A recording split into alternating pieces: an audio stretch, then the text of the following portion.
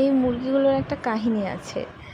এই মুরগিগুলো নিয়ে আসি যখন, তখন ওদের বয়স ছিল ২ মাসের মতো। তো আনার পর থেকে ৬-৭ মাস পালি। তো ওদের বয়স মোটামুটি ৮-৯ মাস হয়ে যায়।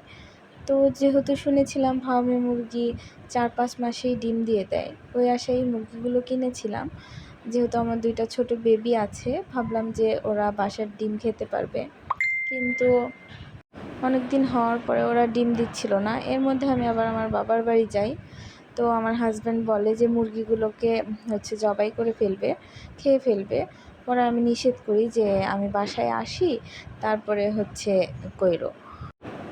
পরে ১৫ দিন মতো থাকার পরে আমি বাসায় আসি। আসার পরে আমি ওদের কাছে গিয়ে দাঁড়িয়ে বলি যে তোদেরকে কালকেই জব করে ফেলবো। কাজের যে আন্টি, তাকেও বলে দিই যে আন্টি মুরগিগুলোকে একটু করে দিয়েন। তো উনি বলে যে আজকে সময় নেই, কালকে করে দিব। তো আন্টিও যায়, আমিও বারান্দায় গিয়ে দাঁড়াই আর দেখি যে একটা মুরগি ডিম দিয়ে দিয়েছে। তো আমার খুশি আর দেখে কে। তারপর কিছুদিন পর থেকে আরেকটা মুরগিও ডিম দেওয়া শুরু করে। এখন আল্লাহর রহমতে ১-২ দিন পর পরই ২টা করেই ডিম দেয়। মাঝে মাঝে একটা দেয়, ২টা দেয়, মাঝে মাঝে কিছু একদিন দেয় না। তারপরেও এগুলো দেখলেই আসলে শান্তি লাগে। নিজের বাসার একটা জিনিস পালার, সেটার মজাই আলাদা। অল্প হলেও শান্তি।